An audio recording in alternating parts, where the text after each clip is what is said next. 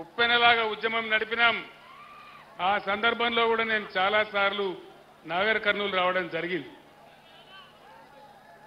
ఆ ఉద్యమం 14 సంవత్సరాలు పూర్తయ్యే టైంలో నేను ఆమరణ దీక్షకు పూనుకొని కేసీఆర్ సచ్చుడో తెలంగాణ వచ్చుడో ఏదో ఒకటి తేలాలని ఆనాడు అక్కడ నేను దీక్షకు పోతే నన్ను పట్టుకపోయి ఖమ్మం జైల్లో వేసినారు. మీరంతా కూడా ఉప్పెనలాగా విజృంభించినారు. నిరాహార దీక్ష శిబిరాలు యాద్ చేసుకుంటే ఒక ఉప్పెన లాంటి బ్రహ్మాండమైన సన్నివేశం. చివరికి కష్టపడి తెలంగాణ తెచ్చుకున్నాం. ప్లీజ్ తమ్ముడు 15 నిమిషాలు మాట్లాడతాను, నేను నినాదాలు లాస్ట్లో చెప్దాం. తెచ్చుకున్న తెలంగాణ ఒకటే మాట నా గుండెలో ఎప్పుడు కూడా ఉంటుంది. నేను మహబూబ్ నగర్ నుంచి ఎంపీగా పార్లమెంట్ సభ్యునిగా ఉన్నప్పుడే ఈ తెలంగాణ రాష్ట్రాన్ని మనం సాధించుకున్నాం. ఆ గౌరవం చరిత్రలో ఎప్పుడు కూడా మహబూబ్ నగర్ జిల్లాకే ఉంటుందని నేను మనవి చేస్తా ఉన్నా. తెచ్చుకున్న తెలంగాణ ఒకటే ఒక మాట, కులం లేదు, జాతి లేదు, మతం లేదు, అన్ని వర్గాల ప్రజలను కోడి పిల్లలు దాదుకున్నట్టుగా 10 ఏళ్లు ఈ గులాబీ జెండా నీడలో బ్రహ్మాండంగా అన్ని వర్గాలను కూడా చేరదీసి బ్రహ్మాండంగా చేసుకున్నాం. అంతకుముందు 50 ఏళ్లు కాంగ్రెస్ తెలుగుదేశం పాలన ఉంటే పాత మహబూబ్ నగర్ జిల్లాలో ఒక్క మెడికల్ కాలేజ్ అన్న వచ్చిందా? ఇవాళ ఎన్ని వచ్చినాయి? 5 మెడికల్ కాలేజీలు వచ్చినాయి. బీఆర్ఎస్ రాజ్యంలో 5 మెడికల్ కాలేజీలు వచ్చినాయి. ఇంతకుముందు నేను వస్తుంటే ఆ మెడికల్ కాలేజీ దాటుకుంటా వచ్చిన నేను.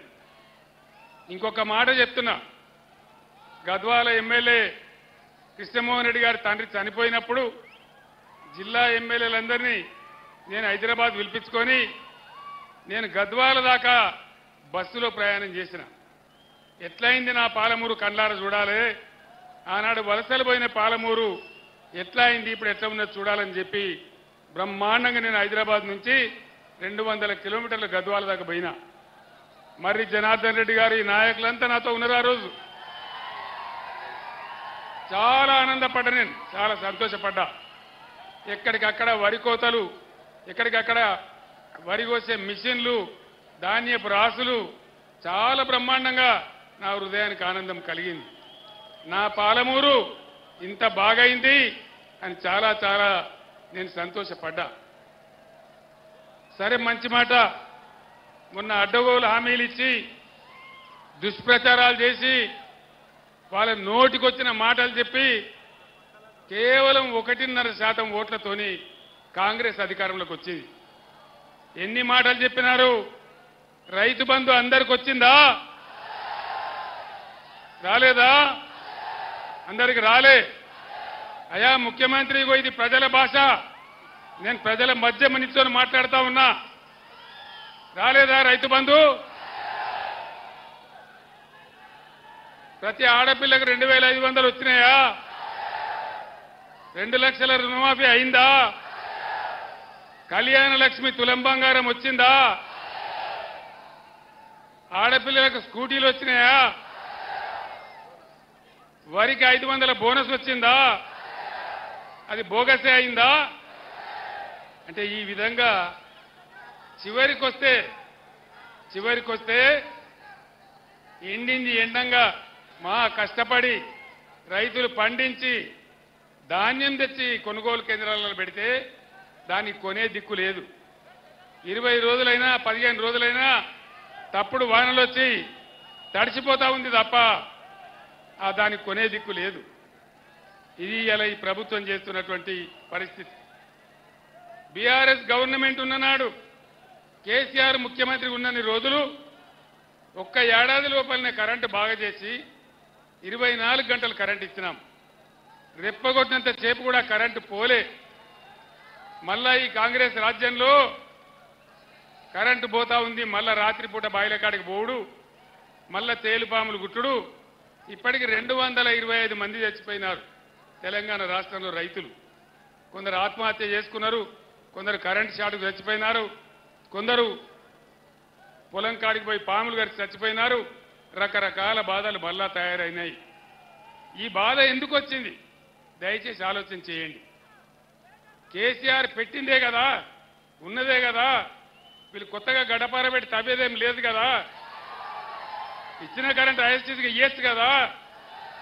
ఇయ్యాల రోజు ముఖ్యమంత్రి మాట్లాడతాడు, మంత్రులు మాట్లాడతారు, మేము 24 గంటల కరెంట్ ఇచ్చినామంటారు. కరెంటు పోతలేదంటున్నారు. కరెంటు చక్కగా వస్తుందా? రోజుకు 10 సార్లు పోతా ఉంది. నేను శ్రీనివాస్ గౌడ్ గారింట్లో, నేను మాజీ ఎమ్మెల్యేలు అందరం కూర్చుని మహబూబ్ నగర్ పార్లమెంట్ సమీక్ష చేస్తూ అక్కడ అన్నం తింటా ఉన్నాం. తక్కువని కరెంటు పోయింది. నేనంటే ఏమిరా ఇది, కేసీఆర్ని ఇబ్బంది పెట్టానని తీసేసినరా, ఎందుకు పోతుందంటే వెంటనే వాళ్ళందరూ చెప్పింది, సార్ ఒక్కసారి కాదు రోజుకు 10 సార్లు పోతుందని చెప్పినారు. ఇగో ఇది ఈ పరిపాలన మీ కళ్ళారా చూస్తా ఉన్నారు. ఇంకొక మాట దయచేసి ఆలోచన చేయాలి. బ్రహ్మాండంగా మిషన్ భగీరథ పథకం పెట్టి ప్రతి ఇంటికి నల్లా ఇచ్చి, మున్సిపాలిటీలలో రూపాయికి కనెక్షన్ ఇచ్చి, ప్రతి పేదవాడింట్లో నల్లబెట్టి ఫ్రీగా పెట్టి బ్రహ్మాండంగా మంచినీళ్ళ సరఫరా జరిగింది కదా. జరిగిందా? అప్పుడు ఇప్పుడు జరుగుతుందా? మళ్ళా బోర్లు ఎందుకు వస్తున్నాయి? మళ్ళా నీళ్ళ ట్యాంకర్లు ఎందుకు వస్తున్నాయి? మళ్ళా బిందెలు ఎందుకు మోస్తున్నాము? ఇక మాటలు కోటలు దాటితే కాళ్ళు తంగేలు కూడా దాటలేవు. ఇప్పుడున్న ముఖ్యమంత్రి, అయ్యా ముఖ్యమంత్రి ఇదేం పనే బాబు, నడిచిందన్న నడిపేయచ్చు కదా కొత్తగా లేకున్నా, నువ్వు కొత్తగా ఏమైనా ఇయ్యకున్నా. ఇప్పుడు ఇంకోటి చెప్తున్నారు. ఇంకోటి ఏం చెప్తున్నారు? మేము 5 ఎకరాలకే రైతు బంధు ఇస్తాం. 6 ఎకరాలు ఏం పాపం చేసిండు? 9 ఎకరాలు ఏం పాపం చేసిండు? 10 ఎకరాలు ఏం చేసిండు? రైతులంటే అంత సులకన్నా? అంత సులకన్నా? సరే 20-30 ఎకరాలకు ఇయ్యమంటే ఒక మాట, కానీ 10-15 ఎకరాల దగ్గర ఇయ్యాలి కదా. ఇయ్యన్నా వద్దా? వీళ్ళు అయ్యే సొత్తేమన్నా పోతుందా? వీళ్ళ జాగిరి పోతుందా? ప్రజల సొమ్మే కదా. ప్రపంచంలో ఈరోజు నేను ఒక్కటే మాట మీకు చెప్తా ఉన్నా, గవర్నమెంట్ సపోర్ట్ లేకుండా ఏ దేశంలో కూడా వ్యవసాయం జరుగుతలేదు. అందుకే నా మెదడు కరగబెట్టి దేశంలో, భారతదేశంలో ఇంతకుముందు ఎప్పుడు లేనటువంటి రైతు బంధు తీసుకొచ్చినాం. టంచనగా పడుతుండే, టంచనగా రైతు బంధు పడుతుండే, టింగు టింగు మరి మీ సెల్ ఫోన్లు మోగుతుండే. బ్రహ్మాండంగా దర్జాగా మీరు పంటలు పండించినారు. ధాన్యపు రాసులు వచ్చినాయి. మీరు నడిమింట వండుకొని పొద్దుగాల పోతే బ్రహ్మాండంగా పొలం పారి కనబడుతుండే. ఎందుకు ఈ 5 నెలలకే 4 నెలలకే ఇంత దుర్మార్గం ఎందుకు అంటే ఏం జరగాలి? ఆగు ఇప్పుడు ఏం జరగాలి? ఇవాళ ఏమన్నా పాలెలోకి పంచాయతీ పడుతుంది. పడ్డప్పుడు ఏం చేస్తారు? ఈయన ఒక పంచును ఆయన ఒక పంచును పెట్టుకుంటారు గట్టిగా వాదించాలని. మరి తెలంగాణ ప్రజలకు కాంగ్రెస్కు పంచాయతీ పడ్డది. ఇప్పుడు మరి ప్రజల తరపున పంచం ఎవరు? ఇప్పుడు ఎవరు? కేసీఆరేనా? కేసీఆర్ కొట్లాడన్నా? యుద్ధం చేద్దామా? నేను మీ అందరికీ దండం పెట్టి ఒకటే మాట చెప్తా ఉన్నా, మీరు మద్దతు ఇవ్వండి. నా ప్రాణం పోయినా సరే తెలంగాణ తెస్తానని చెప్పినా తెలంగాణ తెచ్చిన మళ్ళా ఇయ్యాల మిమ్మల్ని నేను కోరుతా ఉన్నా. మళ్ళా మీతో నేను ఏం కోరుతున్నా అంటే, మీ తరఫున వాదించానంటే, ఈ దుర్మార్గ కాంగ్రెస్ ప్రభుత్వం మెడలు వంచానంటే నాకు మీ బలం ఇయ్యాలి. నాకు మీ బలం ఇచ్చుడంటే ఇక్కడ చదువుకున్నటువంటి మాజీ ఐపీఎస్ అధికారి మన ప్రవీణ్ కుమార్ గెలవాలి. ప్రవీణ్ కుమార్ అల్లాటప్ప రాజకీయ నాయకుడు కాదు, బ్రహ్మాండమైనటువంటి మాజీ ఐపీఎస్ అధికారి. ఇప్పుడు ఏం మాట అన్నాడు? నాగర్ కర్నూలు నియోజకవర్గాన్ని ప్రపంచ పటంలో పెట్టే స్థాయికి తీసుకుపోయే బాధ్యత నాది అని ఆయన మాట్లాడినాడు. మరి ఆయన ఎవరో కాదు, అలంపూర్లో పుట్టిన బిడ్డ. సొంత గడ్డకు సేవ చేయాలని మీ ముందుకు వచ్చినాడు. దయచేసి మీ బలాన్ని ఇస్తే ప్రవీణ్ కుమారు నేను మిగతా బృందమందరం కలిసి ఈ ముఖ్యమంత్రి మెడలు వంచి మన అన్ని హామీలు కూడా అమలు చేయిస్తామని మనవి చేస్తా ఉన్నా. ఆ శక్తి రావాలి, ఆ చైతన్యం రావాలి.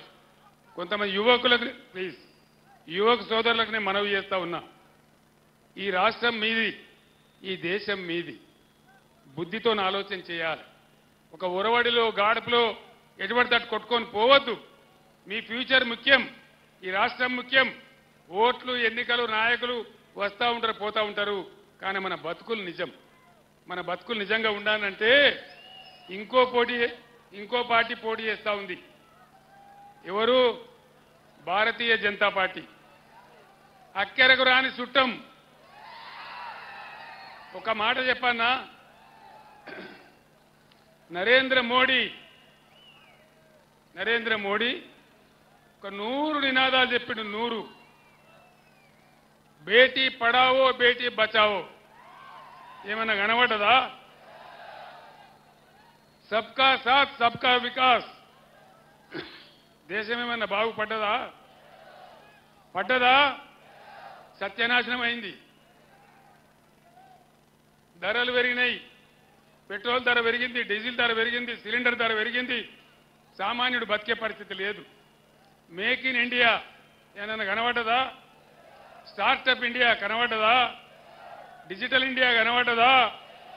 వికసిత భారత్ వికసించిందా? దళితుల బతుకులు మారినాయా?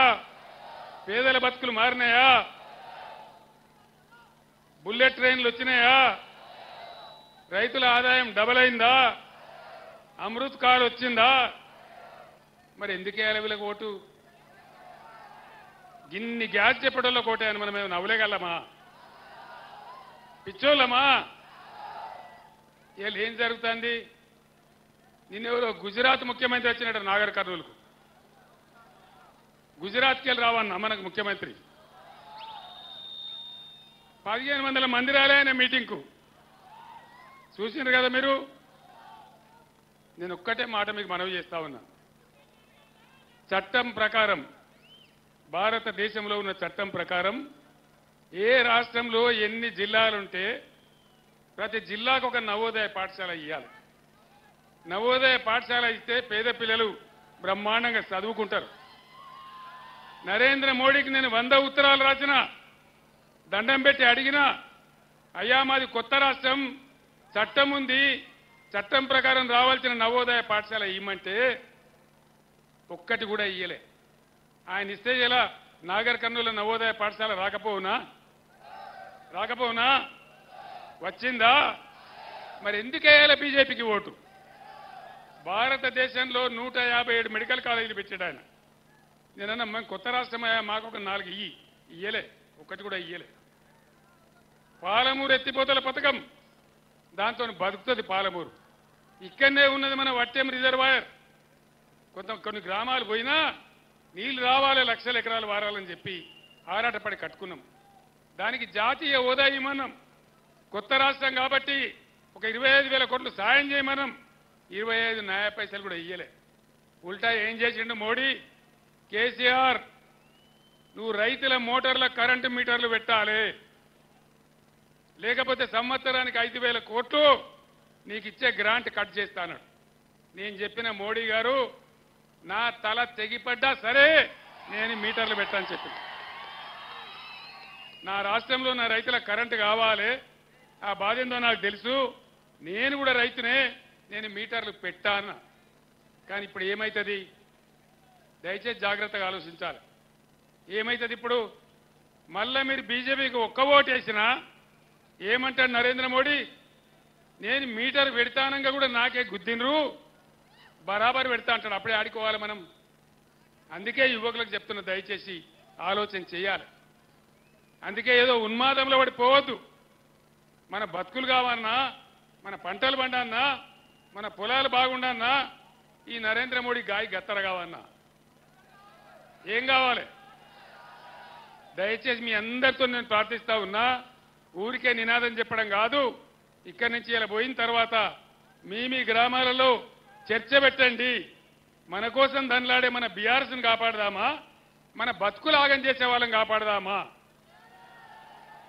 అనే మాట గ్రామ గ్రామాన ప్రతి తల్లికి ప్రతి చెల్లెకు ప్రతి పెద్ద ఆయనకి చెప్పి దండం పెట్టి ఓటు అడగండి. ప్రవీణ్ను బ్రహ్మాండమైన మేయర్తో గెలిపించండి. మన హక్కులన్నీ కాపాడుకుందాం, అన్ని కాపాడుకుందాం. ప్రవీణ్ అంటే ఎటువంటి వ్యక్తో మీకు ఒక్క మాటలో నేను చెప్తా.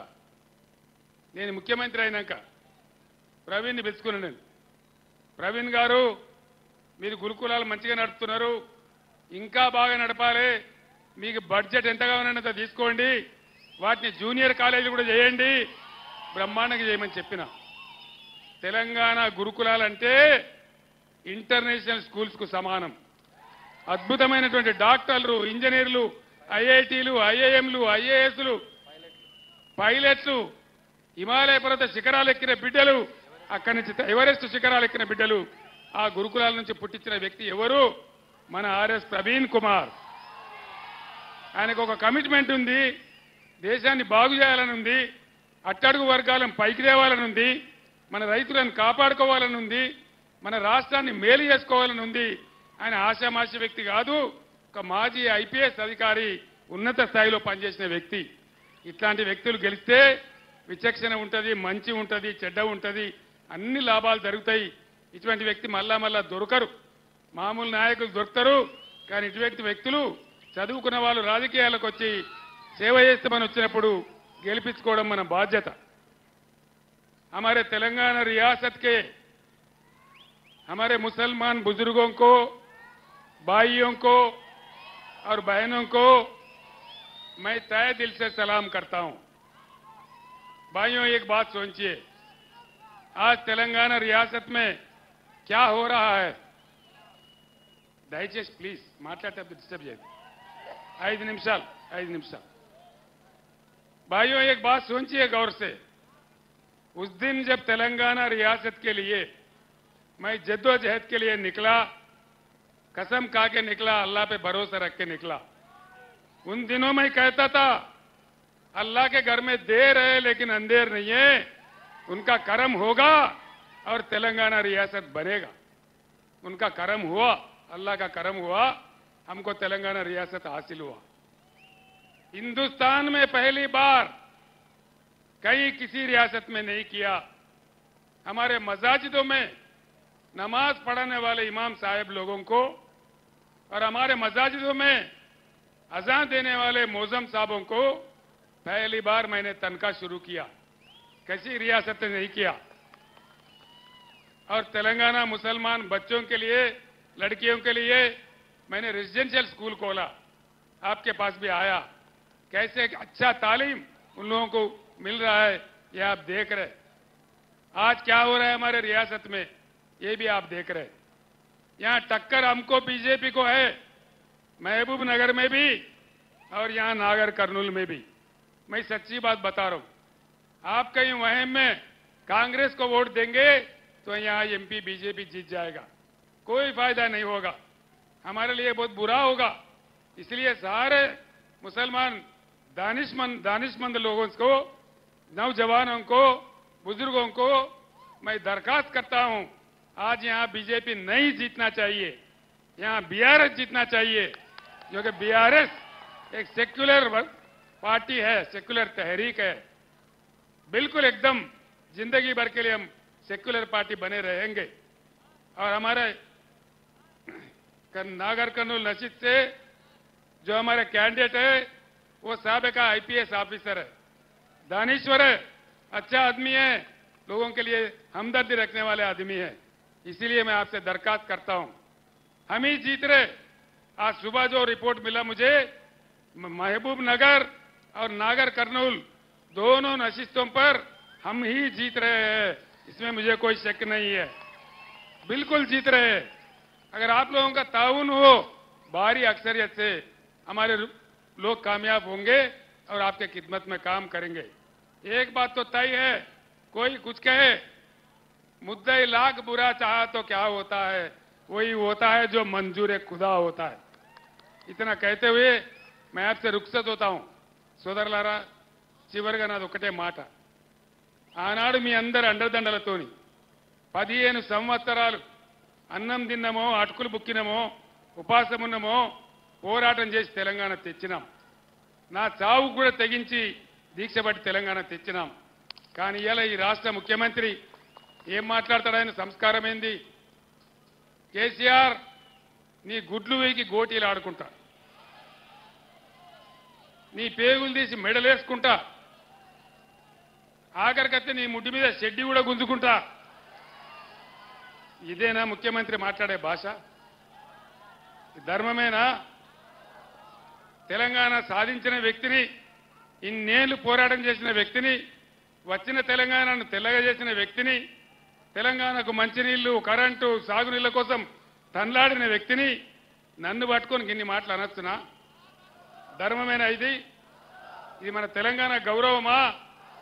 కాబట్టి న్యాయం, ధర్మం మీరు చెప్పండి. ఎవరికి కర్రుగాల్చి వాత పెట్టానో, ఎవరిని అందలం ఎక్కియానో నిర్ణయించేది మీరు. శక్తి ఉన్నది మీ దగ్గర. కాబట్టి ధర్మాన్ని గెలిపించండి, బీఆర్ఎస్ను గెలిపించండి. మళ్ళీ మన గవర్నమెంటే వస్తుంది, నేను గ్యారంటీగా చెప్తున్నా. మీకేం అనుమానం అవసరం లేదు. ఇలా బగ్గుమంటున్నా తెలంగాణ ఎక్కడికి పోయినా నా బస్సు కదలనిత్తలేరు.